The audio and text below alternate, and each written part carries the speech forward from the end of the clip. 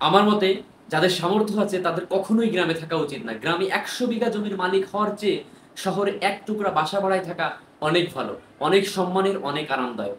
গ্রামে স্থায়ীভাবে বসবাস করাটাকে কোন সুযোগে এগিয়ে রাখা যায় আসলে বলুন তো? এখানে বেশিরভাগ মানুষ এতই টক্সিক যে তারা তাদের ব্যক্তিগত জীবনের থেকে অন্যের জীবন নিয়ে বেশি চিন্তিত। আপনার চুল বড় কেন, অনার্সে পড়লেও মেয়ের বিয়ে দেয় না কেন, বয়স 25 পেরিয়ে গেলেও এখনো জব হয় না কেন, আপনার ব্যাচমেট কেউ বিদেশে গিয়ে লাখ লাখ টাকা কামাই করছে, আপনি এখনো পড়াশোনা করেন কেন, এসব আজগুবি বিষয় নিয়ে তাদের অনেক টেনশন, অনেক চিন্তা। মাঝে মাঝে দেখবেন আপনার নিজের ফ্যামিলিও সেসব বিষয় নিয়ে এতটা চিন্তিত নয়, অন্যান্য মানুষ এর থেকে বেশি চিন্তিত। গ্রামের টক্সিক বিষয়গুলোর আরেকটি বড় পার্ট হচ্ছে ঝগড়া। আপনি এমন কোনো বাড়ি খুঁজে পাবেন না যেখানে জায়গা জমি নিয়ে কোনো বিরোধ নেই।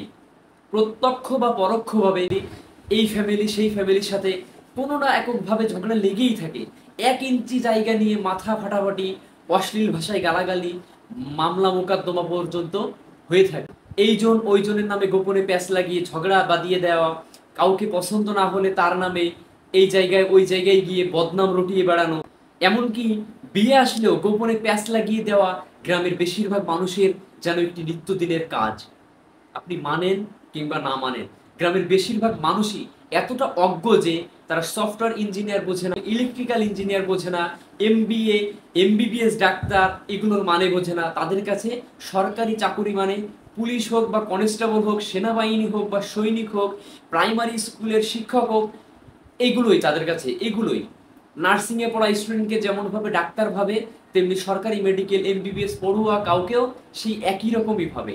তাদের কাছে আপনি সরকারের কত গ্রেডে চাকরি করতেছেন, কোন গ্রেডে চাকরি করতেছেন সেটা ইম্পর্টেন্ট না। আপনি প্রাইভেট জব করেন না সরকারি জব করেন, এইটা তাদের কাছে ইম্পর্টেন্ট। আপনি প্রাইমারি স্কুলের পিয়নও যদি হন তাও মেয়ে বিয়ে দিতে রাজি, কিন্তু বেসরকারি যদি ভালো চাকরিও করেন আমতা আমতা করবেই করবে।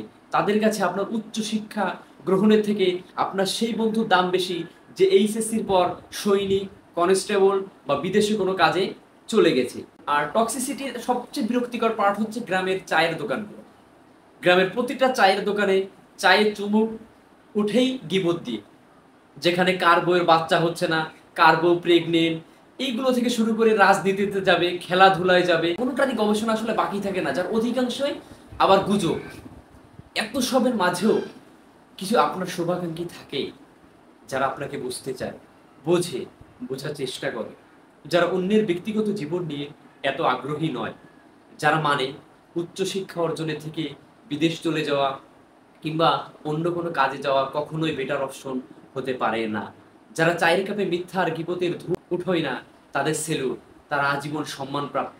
জন্ম থেকেই গ্রামের পলিমাটি গায়ে মেখেও একজন খাঁটি গ্রাম্য মানুষ হয়েও এই কথাগুলো বলার একমাত্র কারণ তিক্ততা, কাউকে কষ্ট দেওয়ার জন্য এই কথাগুলো আজকে বলিনি।